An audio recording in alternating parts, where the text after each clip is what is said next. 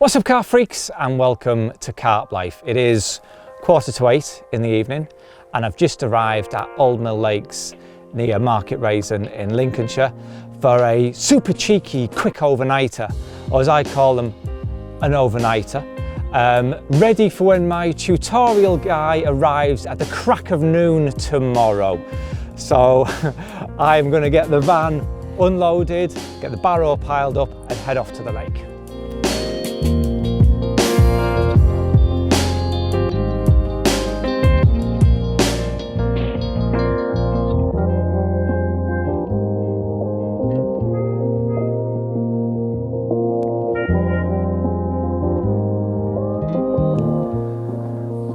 Don't look.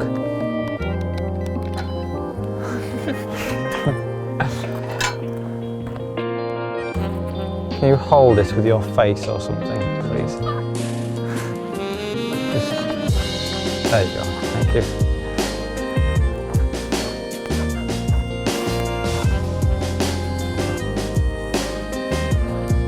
Some great holding, well done.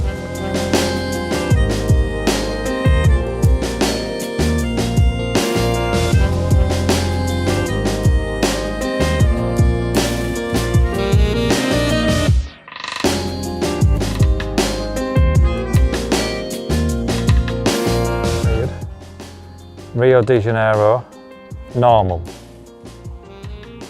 Oslo looks good. Lagos, don't know what that is. Melbourne, Jakarta, that's quite, yeah.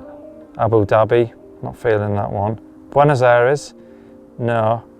New York is quite good. Jaipur, not really. Cairo, no. Tokyo, just black and white. Rio de Janeiro, it's okay. Normal, yeah, I'll go with normal actually. At the end of last month's Carp Life, I very briefly touched upon mine and Harry's worldwide global super tour in Pursuit of Carpiness 2. Now, we felt if this was ever going to surpass the first one, we needed to be visiting destinations that were way out there and ones not normally associated with carp or carp fishing. And I think we managed to achieve just that. Some of the venues, places, countries we visited were mind-blowing. And the whole trip was just fueled on adrenaline and excitement. On a serious note, it was absolutely amazing. As much as we planned this trip to the absolute hilt, because of the destinations we chose, there was a bit of a gamble involved. This could very easily not have paid off at all, but for me, that just further added to the adventure. Now, unfortunately, at this stage, I just cannot give anything else away, but I'm sure in the coming months, there'll be a few clips and teaser trailers coming up, so keep your eyes peeled for them. Now, the day before I went away filming in Pursuit of Carpiness 2, I'd actually picked up the keys to my new house, and while I'd been away, the missus had been in there clearing up and getting ready for our move, and I'd managed to swerve all those responsibilities. But now I was back home, it was time for me to get stuck in. The kids' beds needed building, and generally there was quite a lot of stuff that needed clearing out before we could move in properly. Now, for me, my number one priority was getting the garage sorted out. So once I'd made sure the kids had some beds to sleep in, all my time was spent cleaning out the garage for me to put my fishing gear in.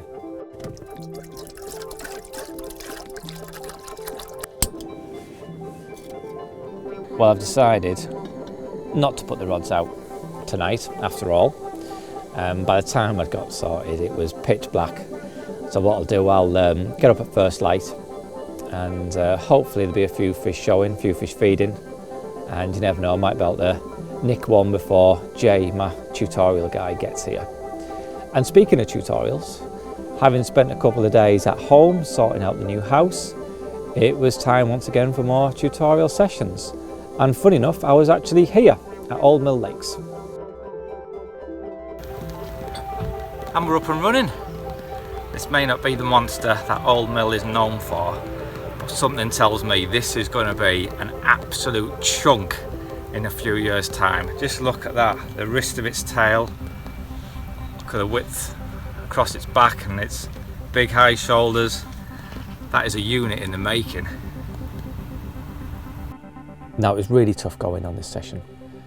Conditions meant we were really up against it. It was very warm, temperatures were approaching 30 degrees, very still as well, no wind at all.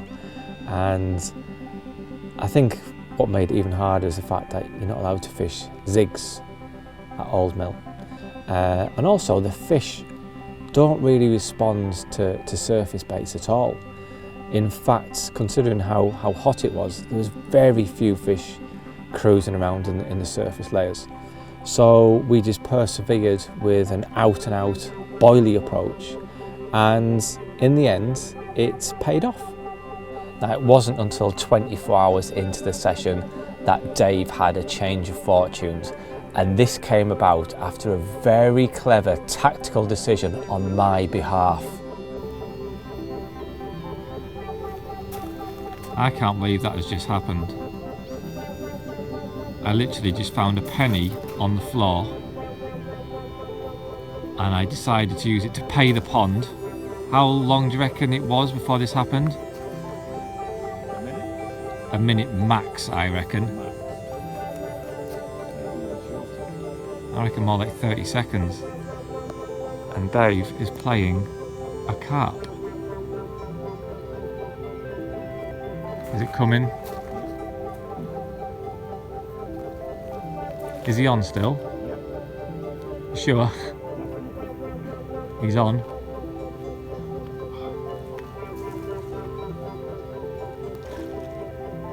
Right, you can just play him normally now, mate. He's clear of any weed. You just slacken off or backwind, whatever you want to do, and just play it normally.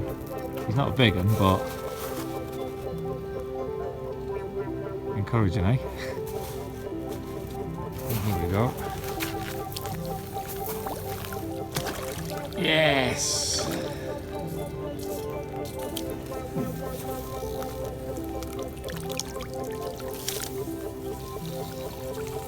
Chunky one.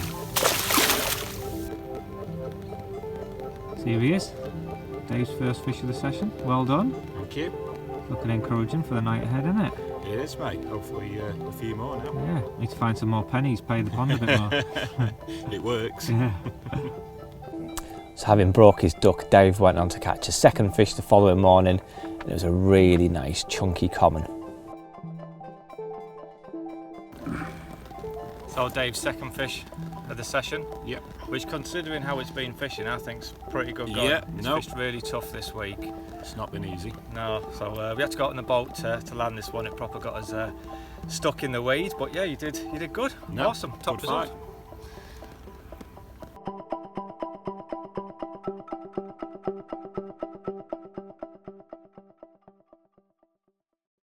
So with Dave having gone away happy, I then had Andy and Danny for 24 hours. But it was me that received the next bit of action. And this time it was something a little more synonymous with Old Mill Lakes. Well, this is why I came to Old Mill, catch fish like this. 32 pound, 4 ounces. Proper chunk, and I dare say before spawning just a few weeks ago this would have been quite a bit bigger too, but I'm absolutely buzzing.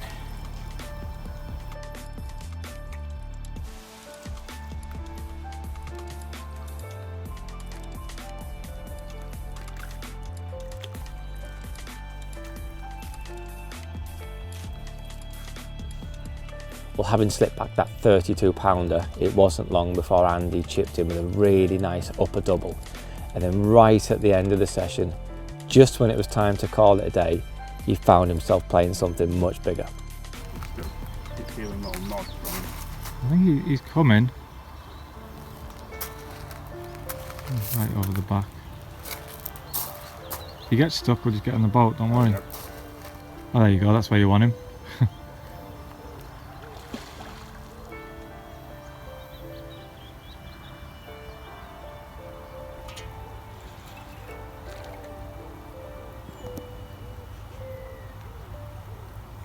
do nicely, mate. They'll do nicely. I'll get that, you just worry about that. Yeah.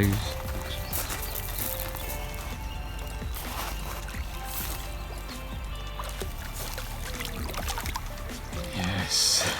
That'll do. That's a chunky one.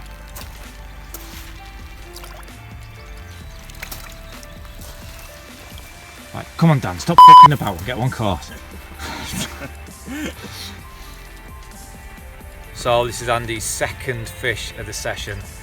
What an awesome fish it is. How big is it? 26.9. £26, 9 ounces, look at that. Proper solid fish. Dare say a few weeks ago before spawning it would have been quite a bit bigger because it's such a big frame fish. It would have been knocking on the door of £30 this one. Top result that.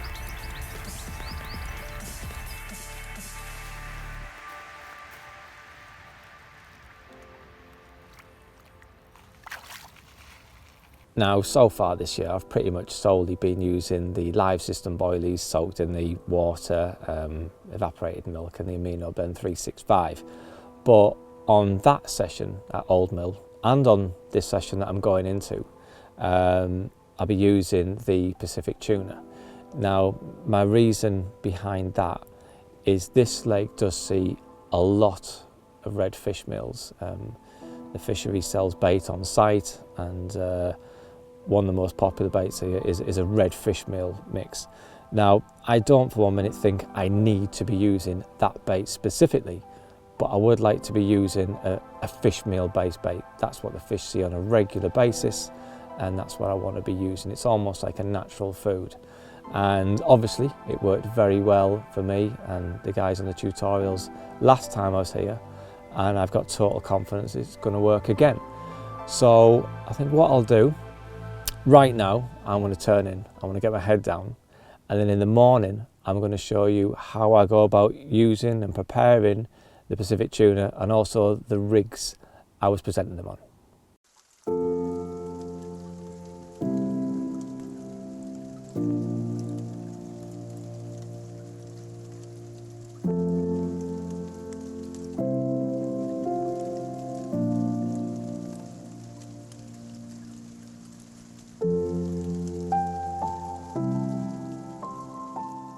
Well, last night I very briefly touched upon bait and also the rigs that I used on my last session here at Old Mill and what I'm going to be using going into this session. Now, when it comes to rigs, I really do only use 2 rigs. I have a pop-up rig, which is my variation of the hinge stiff rig, and a bottom bait rig, and this is the bottom bait rig here. It's nothing complicated. It's one that I've used for probably 20 years. The components may have changed, but the fundamentals remain the same. I've got here around 7 inches of 25-pound Camotex semi-stiff. It's coated braid, and that goes down to a size 4 edges wide gape beat point hook. I've got a fairly lengthy piece of shrink tube over the eye of the hook there. Now, I know a lot of people, when it comes to the shrink tube, when they steam it, they'll steam it at a really aggressive angle like that. But for me, that just closes the gape and restricts the hooking properties of the rig. For me, I just want to basically create an extension of the shank and follow the angle that the eye makes naturally. So you see there, the shrink tube literally comes off exactly the same angle as the eye. In effect, you're creating almost an old school bent hook rig, but without all the dangers of mouth damage. You could actually say, why not just use a long shank hook instead of a short shank? Reason being that a longer shank hook, although it has great hooking properties, a longer shank is weaker than a shorter shank. So for me, doing it this way, you get the best of both worlds. You get the hooking properties of a long shank with all the strength of a short shank hook. The hook bait there is a Pacific tuna wafter, which has been soaked in the hot chorizo liquid. I've also just got a small piece of silicone there to trap the hair against the shank of the hook and also create a bit of a blowback rig. Now, like I say, this is my go-to bottom bait rig. If I was using the PVA bags, for example, I would just use the same rig but with a shorter length of braided material. If I was wanting to fish maggots, I would just fish maggots on the hair instead of a boilie. It does everything, and that's, like I said, although there may be some variations, the fundamentals always remain the same. Now, the reason for me using a bottom bait and not a pop-up is whenever I can get away with fishing a bottom bait, I always will. I think it's more natural, and I think in this day and age when pretty much every carp angler out there seems to be casting out runny rigs, I just think that they could potentially view pop-ups with a little bit more caution. And like I say, not many carp anglers these days seem to be fishing on the deck, and that's where your free baits are, and for me it stands to reason that's where I want my hook bait to be. Unless the presentation is going to be compromised in any way, any sort of leaf litter, debris on the lake bed, then I'll fish a pop-up if there's a risk that the hook point will become masked. So that's it, that's the rig. The bait itself, I did mention, is the Pacific tuna, and to really crank up those food signals, the free offerings were soaked in the hot chorizo liquid and also the liquid tuna extract. Now, Willow Lake is quite a deep lake. It's around 15-16 feet in places, and given the really warm conditions and the fact that a lot of fish will be within that water column and you can't use zigs, I wanted to really boost those food signals so any fish that may be sat mid-water would hopefully be drawn down and tempted by the free offerings on the lake bed. And yeah, it worked really well on that session. Hopefully it's going to continue working for me this time round.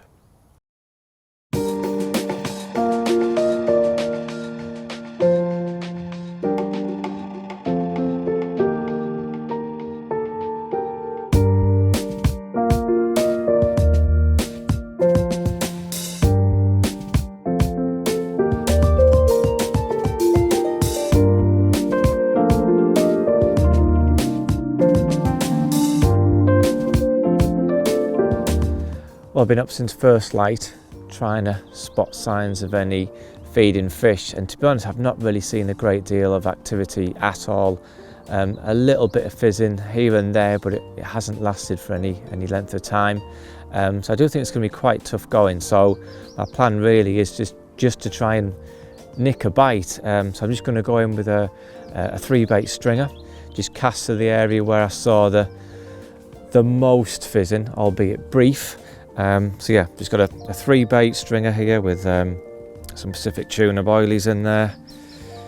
And all I'm going to do just to crank up the attraction is just to dip that in some of the hot chorizo liquid.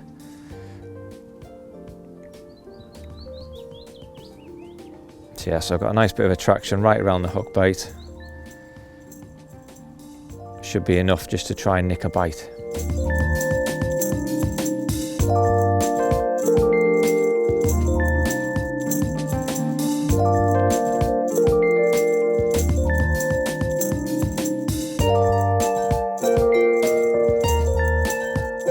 Well, the day after we moved into our new home, it was my eldest daughter Isabella's birthday. She was 10 years old, and we just had a small party for family and a few of her friends.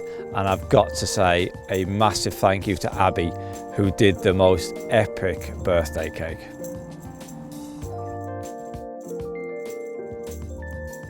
The very next day, I was down at Stannick Lakes for a 48-hour tutorial with Ed over on Elsons. Now, despite some really unfavourable conditions, I managed to get the session off to a flying start.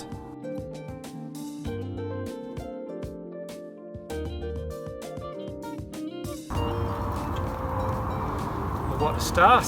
Only been fishing about half an hour on Elsons Lake, and we've got this quite long lean mirror of around 17 pounds. Quite a small fish by Elson standards, but given the conditions, I mean, it's temperature's nearly 30 degrees, not a breath of wind. I thought it was going to be really, really tough. So I get a fish so early on, I'm well pleased. Now this session proved to be very frustrating. I don't mean Ed was frustrating, I just mean the circumstances we found ourselves in over on the lake. It wasn't really ideal. The lake was very busy. There was 10 anglers fishing.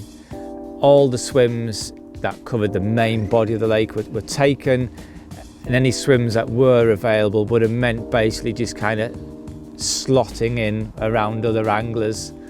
So I decided the best thing to do was to fish at the far end of the lake on two small little corner swims, one called the aquarium, one called the takeaway, away from the bulk of the angling pressure. And these swims are only small, they're literally 1 rod swims, there isn't the space for 2 rods and 2 lines going out of 1 swim. And it very nearly paid off. Unfortunately, we lost a couple of fish down to nothing more than sheer bad luck. And had those fish have gone in the net, then it would have probably been a dream session for Ed. So yeah, it was an unlucky one really, but we ended up heading over to Coot Lake for the last 15 minutes of the tutorial, and we managed to save a blank that way. There we go, one's going near it. That's the float, and there we go. Don't let him get in them pads. Yes.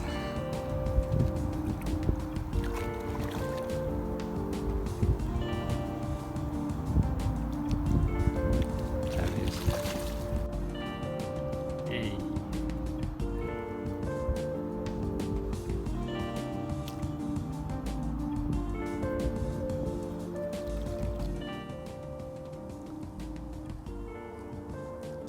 Why are you holding your cup like that? I thought you said it was can't do that last time. No, you've missed the point entirely, Alex. Totally missed the point. I didn't say you shouldn't like hold the cup like that. I'm holding it still in a manly way, a carpy way. It's cold, isn't it, this morning? It is freezing actually. So I'm warming my hands, supporting the weight of the cup as well. That's fine. The main concern I had was not the holding of the vessel. It was the drinking in this fashion. See, now if I was gonna have a drink, I've got that. That's fine. Yeah. Yeah? Yeah. My point was drinking it like this.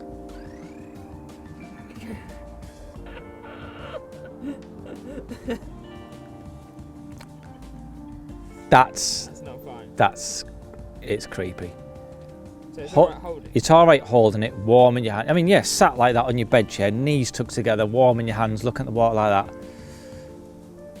And everything. That's all right. You can do that. That's fine. Very Yately, in fact, like that. Oh, I've just seen Basil. There you go. See, that's all right. Yeah, but as soon as you go to drink, take that hand away. That's okay. But that. It's not on. It's not on. Instead of heading home after that tutorial, I instead headed south down to Oxford, where I was booked in for a night in a really nice spa hotel. Following day, I was having a track day, and this was something I've been looking forward to for absolutely ages. Having spent the past 2 days in 30 degrees, sweating my bollocks off, it was nice to spend a night in an air-conditioned room in a comfy bed, as well as making use of the hotel facilities. Room service and the Crystal Maze. It literally can't get any better. There's a really nice pool on site, as well as a cracking gym. And I woke up the next morning feeling really refreshed and pumped up. I couldn't wait to get on that track.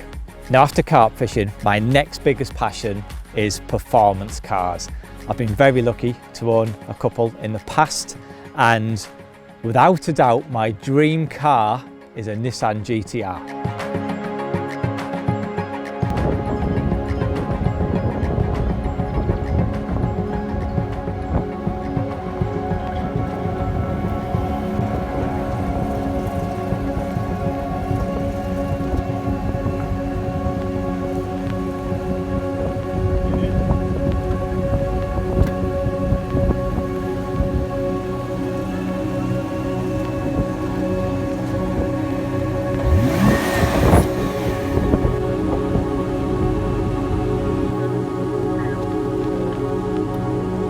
Although I test drove a GTR a couple of years ago, I've certainly never opened one up before, so you can imagine just how much I was looking forward to this.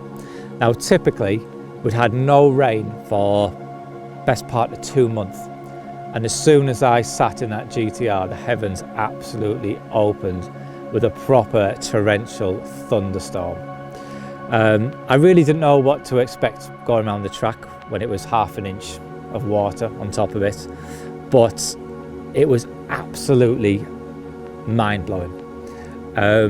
The handling going around those corners, I just didn't even think it was possible. The speeds I was travelling at, the car didn't even twitch once. And there's one moment in particular I remember, I entered a bend, and as I came out and straightened up on the straight, I went past a Porsche 911 and a Lamborghini on the straight, caught up a Ferrari on the next bend and bombed past him on the next straight. It was just the speed, the acceleration and the handling, insane. Having drove the GTR, I then drove the Lamborghini Gallardo, and as fast as it was and as incredible as it still wasn't a patch on that GTR. Acceleration wasn't quite there, the gear changes weren't quite the same or as smooth. So yeah, it was great fun, but not quite in the same league. Then from that, I drove a Ferrari 360, and again, fantastic experience. Front wide, out you go, overtake on the left, flat out, up a gear, back towards the right, keep going, brake hard, down one, brake. But again, the gear changes were much slower, and it just didn't quite have the same sort of thrill, the same buzz as driving that GTR.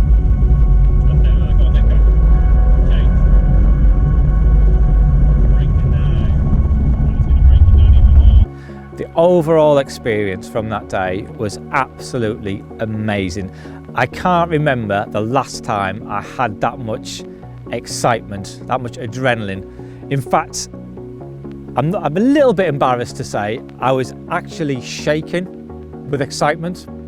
I have got to say a massive thank you to Craig and all the guys at You Drive Cars, and also Mark, who was my co-driver in the GTR on the wet track, who's also an angler, so hello to Mark as well. Anyone that's interested in performance cars, driving cars, you've got to do it. I was buzzing for days afterwards. You really need to check it out.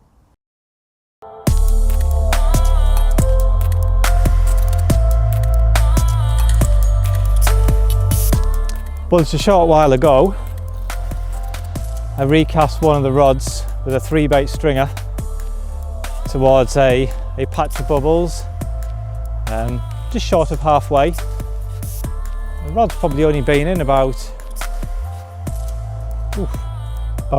30 minutes, something like that, and we're in. That's not bad. I've only been fishing for a couple of hours in total. This is looking like a very encouraging start.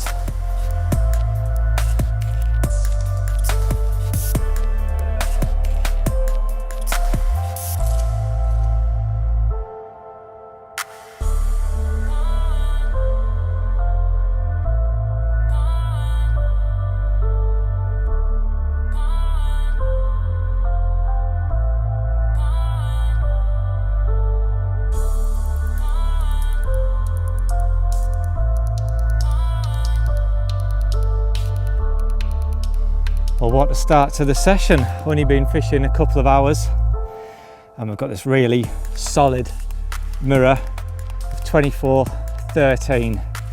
This fish fell to a tuna wafter, just with a 3-bait stringer cast to a patch of bubbles, and it was only in the water maybe just over half an hour.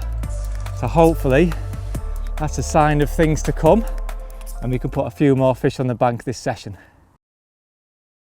By now we're at the end of the month, and I had my final tutorial sessions for July. Now for this session I was down at Cromwell Lake near Newark.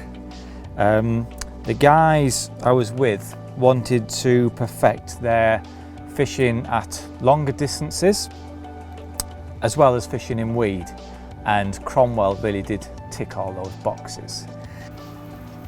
So this is my home for the next 3 nights on the bank. The lake's full at the moment, so there's no room for me to fish, so I'll just be camping on this session. The lads are literally just around the corner there, setting up in swim 18. Apparently Nick snores like a motherfucker, so I don't want to be bivvied up right behind him, but I'm just a few yards away. Got a cracking view of this Leylandii hedge. But here we are, all pretty cosy. But yeah, if the lads need a helping hand in the night, I sounded a bit wrong. I don't offer them sort of services on these sessions. The lads need assistance in the night. They've only got to shout and I can be there in a few seconds. But yeah, they've got quite a lot of fish in front of them at the moment actually, so I'm feeling quite confident for them, I really am. At the start of the week, I was with Phil and Nick for 48 hours, and the session almost got off to the best possible start. After just an hour's fishing, we hooked a fish on a zig, but unfortunately, it managed to find a wee bed and the hook pulled. It wasn't until the final morning of the session when we managed to turn things around and Nick got the ball rolling.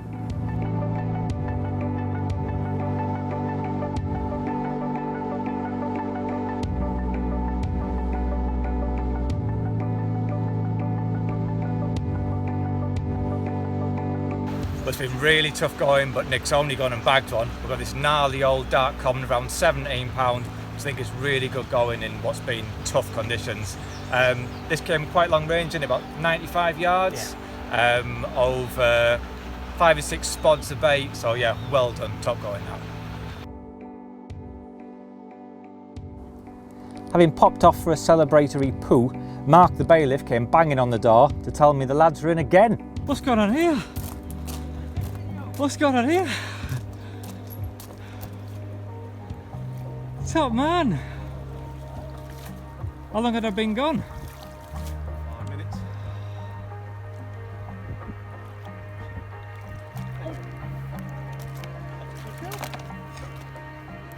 I didn't even get a chance to sit down on the toilet. Have you messed yourself? Look at that. Well done. It's only been 10 minutes since Nick has put his fish back and Paul's gone and bagged one. Check out this awesome looking jet black mirror. That is an absolute peach of a fish. Just under 20 pounds. It doesn't matter how big they are when they look like that. That is epic. Well done, mate. There you are.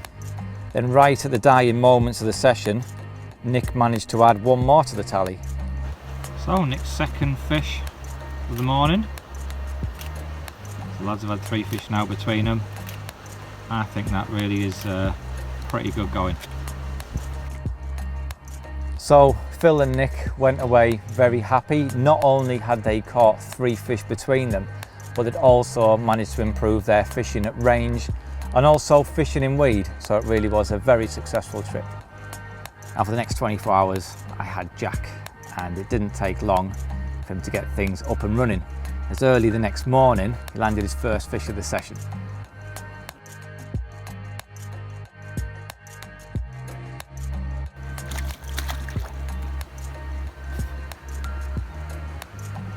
Having repositioned that rod on that same productive spot, just shy of 100 yards, it wasn't long before Jack was away again. So Jack's second fish of the morning. That's great work. Well happy with this one, mate. Both fish came on that long range spot, haven't they? Was it about 95 yards? Yeah. Just on a hinge stiff rig. Live system caught ball over. What did you put out? About a dozen spods of bait, I think it was. Yeah. Crushed up live system. Nice going. Well, before Jack recast his rod after landing his second fish of the morning, I thought I'd just quickly go through the rig and the baits that we've been using here at Cromwell. The rig itself is my ever faithful trusty hinge stiff rig, tied using doubled over 30-pound rigidity. The hook is a size 4 edges stiff rig beak point hook, and the hook baits we've been using is the Live System cork ball pop-ups. I do tend to shy away from using bright hook baits at this time of year. Middle of the summer, the fish have undergone lots of angling pressure. They've been sort of battered on bright pop-ups.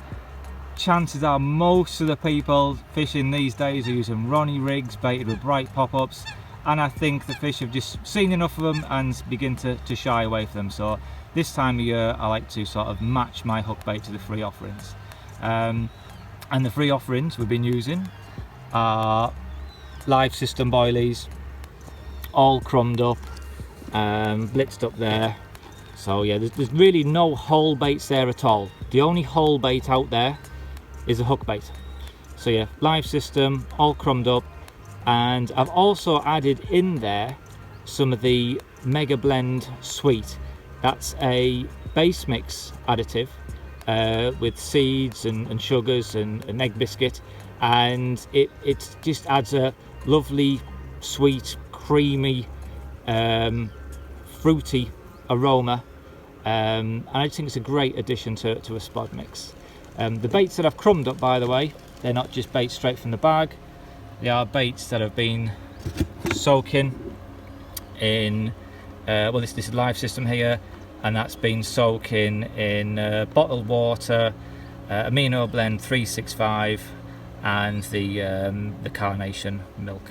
So yeah, the baits themselves are boosted before they're all crumbled up, and it's definitely worked really well.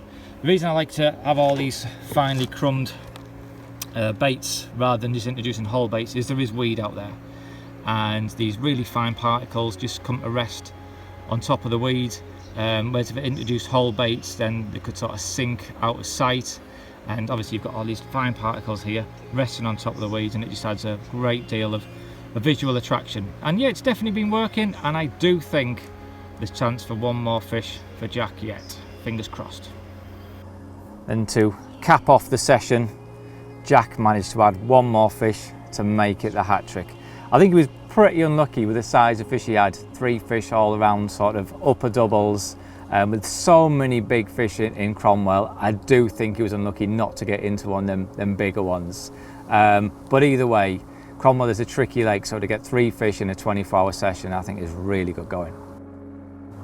Well, July has been a pretty full-on month with filming in Pursuit of Carpiness 2, moving house, that incredible driving experience. Over to the left, right, they're going to let us pass now, that's their signal. Get it straight, on the gas now, go on, flat out. Go on, keep it going, go on, change. And also some pretty frustrating, yet equally very rewarding tutorial sessions. All of this has meant that I haven't really been able to do the work down my lake that I would like to have done, but as we now move into August, I have been playing catch up. So if you join me next month, I'll be able to share with you what I've been getting up to, as well as showing you some of the captures along the way too. So hopefully I'll see you then.